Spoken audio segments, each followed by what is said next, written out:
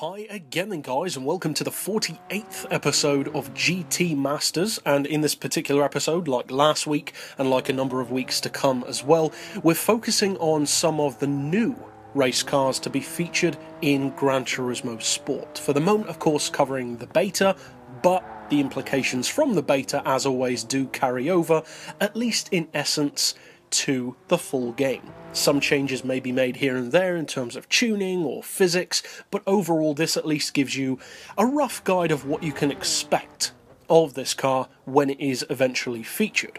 And last week, of course, we featured the McLaren 650S GT3 car, a car which I have no doubt is going to be extremely popular when the full game is released, and a car which, in the GT3 or Group 3 class on Gran Turismo Sport, is going to be a weapon. It's going to be a very, very useful vehicle. Not necessarily the best in that particular class, but certainly a very strong all-rounder. What then about this car? Because this particular vehicle is notable in a similar way to what I mentioned with the McLaren, but actually even more so, because as I mentioned with that McLaren 650S, that car represents the first modern McLaren race car that Gran Turismo has ever featured in relation to the release of the game. We've always had McLaren race cars years after they've actually been produced, whereas the 650S GT3 actually isn't that far away from the game release date. This car is more notable than that, but not just on a semantic level, because of course with the McLaren we do have other race cars to work with, even though we don't necessarily have the latest ones. With this manufacturer though, that's not the case, and that makes this car even more significant.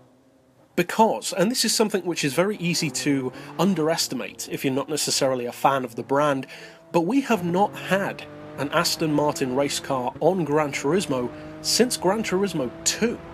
It really has been that long, and even back then it wasn't an official race car, it was a DB7 which you could turn into, in effect, a DB7 LM race car, which looked great, and that was all well and good, but technically speaking, Gran Turismo has never really had a full-on, official, ready-to-race Aston Martin race car, and for a company that has raced so much, that's kind of surprising. So, this car, as I mentioned, is a very important machine. It represents the first official, full-on foray for Aston Martin in the world of Gran Turismo into the highly competitive field of GT3 racing. It's got very heady competition, the McLaren from last week, various others that we're going to be reviewing as well, Nissan GTRs, Imprezas, Evos, VGT cars even in the same class. So the car's got a lot to live up to, not only as an Aston Martin, which is a very respected brand, but also it's got to be good, otherwise it will of course get left behind.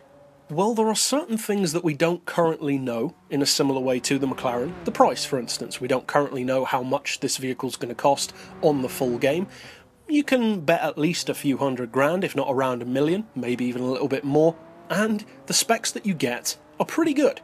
The engine is very large for a GT3 car. It's a 5.9 litre naturally aspirated unit, of course rear-wheel drive, putting out 551 horsepower and 488 pound-feet of torque. And as with the McLaren, I do need to stress that that is discounting balance of performance, because of course once you factor that in, especially on something like an oval circuit, it completely changes the power of the car.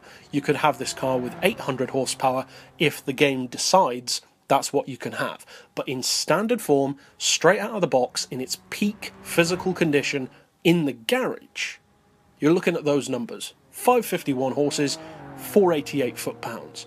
And it has to be said, those aren't bad numbers. They may not sound huge in comparison to some of the other cars that we've talked about previously in this series, tuned cars of course, but in comparison to the vehicles which it's up against on GT Sport, that's perfectly placed. It's got a little bit more than the McLaren, a little bit less than some others which we'll cover later on, but it's well placed. It's around the middle of the pack, that kind of region, which is good for this car. That's a good start, at least. And as far as weight, it's pretty evenly placed as well. It's not the heaviest of the pack, but it's not the lightest either, at bang on 1200 kilos. Again, without balance of performance being applied. That means that horsepower per tonne is 459, which is pretty good again for the class. And of course, speaking of class, it is a GR3 or Group 3 machine. So PP level, all that kind of stuff doesn't apply on Gran Turismo Sport. It's more of a broader category where you have some variation between power, weight, torque, but not too much. The cars are very much so direct rivals. That's exactly how they should be. So with all of those specs out of the way, what's it actually like to drive? Because that, at the end of the day, is what really matters. A car can have great specs and be rubbish on the track, or vice versa. So is it good? Well, if you discount the very significant fact that it is the first official Aston race car, which of course can bear very heavily on your mind when you're reviewing a car like this, then I would say it's good, but not necessarily great.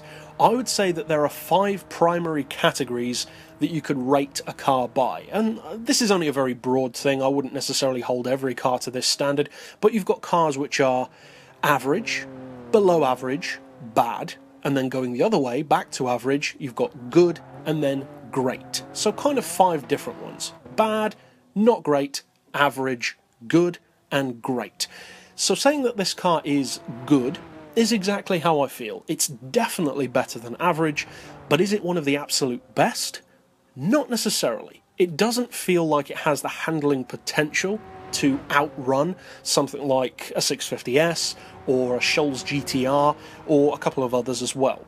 Maybe an Alfa Romeo 4C, for instance, on a twisty circuit. The fact that, in a similar way to the real-life Bentley GT3 car, it begins as a bigger, heavier vehicle than many of the others on the grid, means that even with a weight loss package, it's still a car which feels a little heavier than something which is already light and maybe even has ballast to bring it up to the same level as the competition. Something like, for instance, a Renault RS01 or an Alfa Romeo 4C, which is just naturally a lighter vehicle. That being said, don't get me wrong, it's a car with great potential, it certainly looks absolutely fantastic, and it's a good all-rounder. As I said, everything about this car is good. It's not top of the pack, but for fans of Aston Martin, you will not be disappointed, and it can certainly give you victories. But that's it overall for this particular pick. Of course, stick around on the channel for more, and for now, as always, thanks for watching.